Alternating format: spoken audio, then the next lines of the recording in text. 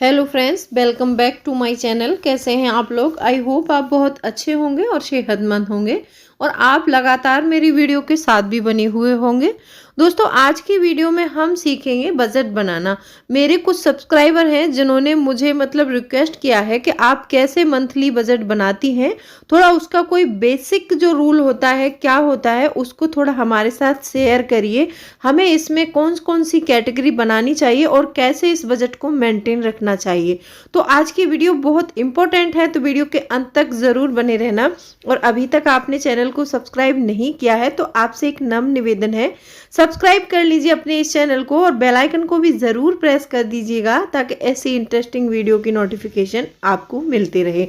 और अभी तक आपने सब्सक्राइब बटन नहीं दबाया है तो प्लीज़ बटन को दबा दीजिए।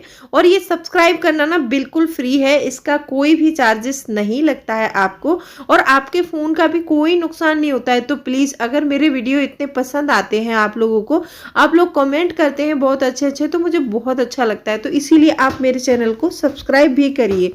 तो चलिए स्टार्ट कर लेते हैं वीडियो को। देखो, सबसे पहला पॉइंट है कि जिसकी जैसी आमदनी है वो उसी प्रकार अपना बजट बनाएगा। आपके घर में मान लीजिए 10,000 आते हैं, मंथ में 10,000 सैलरी आती है, तो आप 10,000 के अकॉर्डिंग अपना लाइफ स्टाइल मेंटेन करेंगे। अगर आपके पास 20,000 सैलरी आती है तो 20,000 वाला लाइफ स्टाइल मेंटेन करना आपको। और आपकी जितनी भी सैलरी है उसके हिसाब से आपको एक सिंपल रूल है जो मैंने हर वीडियो में बताती हूँ।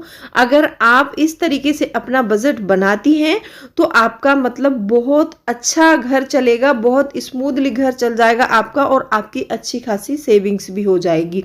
ठीक है, पहली बात तो हमें ये याद रखनी है कि अपनी सैलरी के अकॉर्डिंग बजट बनाना है। ठीक है, दूसरी बात इसमें याद रखने वाली ये है कि आपको अपने जब भी आप बजट बनाने बैठेंगे तो आपको अपने छोटे बड़ों को सबको शामिल करना है।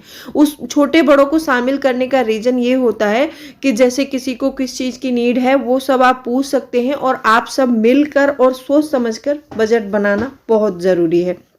कभी कभी ऐसा होता है कि आप अपने अकॉर्डिंग बजट बना लेती हैं, फिर बीच में अगर मान लीजिए आपके घर में बूढ़े माँ बाप हैं, छोटे बच्चे हैं, बच्चों को किसी चीज़ की नीड हो जाती है कि मम्मी ये चाहिए, तो फिर आपका क्या है कि जो सेविंग किया हुआ पैसा होता है ना, आपको वो देना पड़ जाता है। तो इसीलिए आपको बजट बनाते समय जो है ये सारी बेसिक चीज़ें याद रखनी चाहिए। सबसे पहले आप एक डायरी लीजिए, अपनी डायरी में सबसे पहले नोट डाउन कीजिए। उस डायरी में कैटेगरी रखिए कि बैंक डिटेल्स आप जो भी ट्रांसफ़र करती हैं, आपके पास आता है पैसा, आप अपने कार्ड्स के रिकॉर्ड रखिए। एक सेक्शन उसमें ऐसा बना लीजिए, एक सेक्शन ऐसा बनाइए आपके जो होम एक्सपेंडिचर हैं वो रखिए। एक सेक्शन ऐसा बना लीजिए आपके घर के जो बिल्स हैं, केबल बिल है, मोबाइल बिल है, टीवी का बिल है और भी बहुत सारे ऐसे बिल्स होते हैं, लाइट बिल हो गया, पानी का बिल हो गया, वो सारे बिल मेंटेन करिए। उसमें आप एक बुक ले लीजिए, उसको 3 कैटेगरी में बांट लेना है। ठीक है, ये ध्यान रखना है। आप चलिए बढ़ते हैं बजट की ओर। बजट बनाना कैसे और मैं कैसे बनाती हूँ। देखिए, मुझे लगभग 20,000 रुपये हर महीने मिलते हैं घर चलाने के लिए। मुझे मेरे हस्बैंड हर मंथ में 20,000 रुपये देते हैं। अब उस 20,000 में से मैं क्या करती हूँ, जितना खर्च होता है वो खर्च कर लेती हूँ, बाकी का पैसा मैं अपनी इन्वेस्टमेंट में लगाती हूँ। तो सबसे पहले आपको क्या करना है, मैं क्या करती हूँ उससे आपको कोई मतलब नहीं है। आपको क्या करना है, सबसे पहले क्या है कि देखिए, सबके आमदनी अलग है तो सबके गोल्स भी अलग अलग होते हैं कि आपको क्या करना है क्या नहीं करना है। तो सबसे पहले पॉइंट में क्या करना है, आपको अपनी जो भी आपकी सैलरी है उस सैलरी को आप 50-30-20 में बांट लीजिए। ठीक है, आपने सैलरी को 50-30-20 बांट लिया। 50-30-20 का मतलब मेरा ये है कि जैसे मान लीजिए आपकी सैलरी 10,000 है, मैं 10,000 का एग्जाम्पल लेती हूँ। आपकी सैलरी 10,000 है, ठीक है। अब 10,000 में से 50% आपको निकाल लेना है। उस 50% में आपको क्या करना है, आपके घर की जो भी नीड है, जैसे मान लीजिए ग्रोसरी हो गई, सब्जी हो गया, दूध दही घी, किराया, मकान का किराया, बच्चों की फीस, बिजली का bill, water bill, gas bill, जो भी आपका परमानेंट खर्चा है जो होना ही होना है हर मंथ में, उसके बिना चलता नहीं है, उसके लिए आपको 50% में आप उसको कंप्लीट कर लीजिए। 10,000 का 50% हो गया 5,000। ठीक है, आपकी जो भी सैलरी है उसके अकॉर्डिंग आप 50% ले लीजिए। अब 20% हमें रखना है अपनी सेविंग के लिए जो हम इन्वेस्ट करेंगे, और 30% रखना है हमें अपने बॉन्ड्स के लिए। अब ये बॉन्ड्स क्या होता है, देखिए ये मतलब नीड्स तो वो हो गई हमारी कि जो मतलब जो खर्चा हमें करना ही करना है। अब बॉन्ड्स हो गया जो हम चाहते हैं। ऐसा होता है लाइफ में, मतलब पैसा कमाते हैं तो हम कुछ करना भी चाहते हैं। ऐसा तो नहीं है कि पैसा कमाते जाएं बचाते जाएं, कमाते जाएं बचाते जाएं। लाइफ में इंटरटेनमेंट नाम की भी कोई चीज़ होती है, तो उसके लिए भी हमें एक फंड बनाना चाहिए, ठीक है। तो ये क्या है कि इसमें जैसे आपका घूमना हो गया, बाहर खाना खाना हो गया, कपड़े खरीदना हो गया, एंटरटेनमेंट हो गया, तो उसके लिए आप 30% रख दीजिए। अब यहाँ पर आता है हमारा 20%। अब 20% का क्या करना है हमें, इसमें से हमें अपनी सेविंग करनी है और इन्वेस्टमेंट करना है। तो आपकी वो इन्वेस्टमेंट एफडी के लिए हो सकता है, आरडी हो सकती है, स्टॉक्स हो सकता है, कोई भी इंश्योरेंस हो सकता है, आपकी म्यूचुअल फंड एसआईपी हो सकती है, पीपीएफ में जमा कर सकते हैं, कन्या सुकन्या सुकन्या समृद्धि योजना है, आप उसमें अगर बेटी है तो उसमें भी आप डाल सकते हैं। तो ये 20% हम ऐसा रखेंगे, ठीक है। अब ये जो 30% हमने रखा है बॉन्ड्स का, जो 3,000 रुपये, कभी कभी ऐसा होता है कि देखिए मान लीजिए किसी की मतलब पेमेंट ज़्यादा है तो बॉन्ड्स में उनका पैसा ज़्यादा बनेगा। तो जिनकी पेमेंट ज़्यादा है वो क्या कर सकते हैं, एक एक्स्ट्रा मतलब रख लीजिए आप, कुछ एक्स्ट्रा मतलब रखेंगे, एक्स्ट्रा कैटेगरी रखेंगे एक, तो उस कैटेगरी में हम थोड़ा थोड़ा पैसा डालेंगे, क्योंकि हमारा बॉन्ड्स वाला पैसा बहुत ज़्यादा है और हमें इतना खर्च नहीं करना है। तो एक्स्ट्रा में आप क्या कर सकते हैं, जैसे मान लीजिए आपके बच्चे का बर्थडे है, उसके लिए कैटेगरी बना लीजिए। कुछ मेहमान जैसे त्योहारों पर होता है ना खरीदारी, त्योहार के लिए हमें पैसा अलग से रखना बहुत ज़रूरी होता है, क्योंकि ऐसा होता है कि जब भी त्योहार आता है उस टाइम खर्च बहुत हो जाता है। तो आपको एक लिफाफा ऐसा भी बनाना चाहिए जिसमें आप कुछ एक्स्ट्रा पैसे ऐसे ही रख देंगे, जो कि आपके मेहमान आ जाए घर में कोई, या फिर किसी और चीज़ में आपको ज़रूरत पड़ जाती है, तो उसके लिए भी आपको रखना है इसमें से।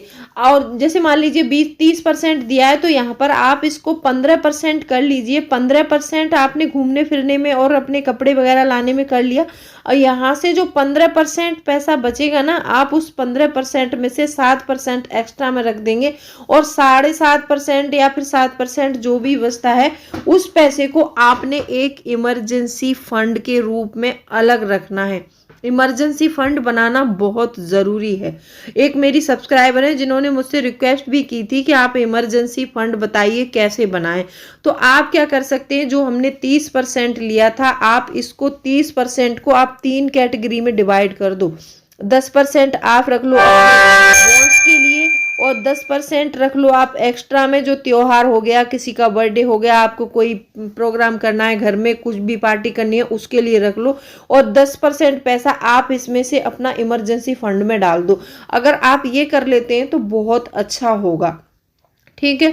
और ये जो 20% मैंने बताया है, इसको आपने कम नहीं करना है, इसको हमेशा आपको बढ़ाने की कोशिश करनी है। आप हो सके तो जहां पर 50% खर्च कर रहे हैं घर के खर्चों में, वहां पर आप 40 कर दीजिए।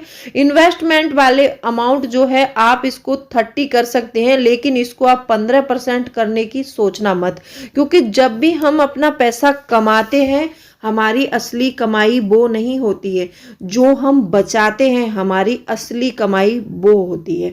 ऐसा होता है, बहुत से लोग सोचते हैं कि मतलब ऐसे 10-20 रुपए बचाने से क्या होता है, भाई होता कुछ नहीं है, लेकिन जो पैसा हम बचा लेते हैं ना, वो पैसा आगे जाके हमारे बहुत काम आता है। और जैसे मान लीजिए आपने कोई गोल भी बनाया हुआ है, घर में आप कुछ गोल्स भी बना सकते हैं, जैसे घर खरीदना है, बच्चों की शिक्षा के लिए कार खरीदना है। लाइफ में बहुत सारी चीजें ऐसी होती हैं जिनको हमें मेंटेन करना है और समय के साथ साथ अपडेट भी करना है। तो ये जो बजट है ना, आप ऐसा नहीं कि हमने इस साल बजट बनाया 2022 में तो उस बजट को हम जो 2023 में भी मेंटेन करेंगे, ऐसा नहीं करना है। 2023 में अपडेट करते रहिए। जैसे आपकी सैलरी अपडेट होती रहती है, तो आपको अपने बजट को भी अपडेट करते रहना है। अपडेट करने से होता ये है कि जैसे मैंने आपको बताया, बॉन्ड्स में कम कर दो। आप बॉन्ड्स में आप पैसा कम करेंगे तो ऑब्वियसली आपका इन्वेस्टमेंट में और आपका ये जो एक्सपेंडिचर है ना, इसको लिखने की आदत डालिए। बिना लिखे आपको कभी भी पता नहीं चलता है कि आपके घर में कितना खर्चा है और आप कहाँ कितना खर्च कर रहे हैं। क्योंकि ऐसा होता है कि माइंड इतना शार्प नहीं होता है कि हम महीने महीने भर की चीज़ें याद रखें। जब हम फ़ोन को अपडेट करते हैं, लैपटॉप को अपडेट करते हैं, आजकल हर चीज़ अपडेट हो रही, तो हमें अपने दिमाग को अपडेट करना पड़ता है। तो उसके लिए हमें क्या है कि लिखना पड़ेगा एक्सपेंडिचर, ठीक है। तो उसको लिखने की आदत डालिए और कभी भी खर्च करें, कहीं भी करें, सोच समझ कर करें। और प्लास्टिक मनी का यूज हो सके तो कम से कम करिए। आप प्लास्टिक मनी यूज करते हैं तो आपको पता नहीं चलता है कि आपका पैसा कहाँ जा रहा है और आप कितना खर्च कर रहे हैं। तो हो सके आप प्लास्टिक मनी कम से कम यूज करिए। ये कुछ बेसिक रूल थे जो मैंने बताए हैं आपको। इन चीज़ों को ध्यान में रखते हुए अगर आप बजट बनाएंगे तो आपका घर बहुत स्मूथली चलेगा और आपकी बचत भी होती रहेगी और आप अपने सारे ड्रीम्स पूरे कर सकते हैं। लेकिन आपको चलना बजट के अकॉर्डिंग है। तो चलिए मिलती हूँ अगले वीडियो में, तब तक के लिए bye bye. Thanks for watching. और कैसी लगी वीडियो कमेंट करके ज़रूर बताना।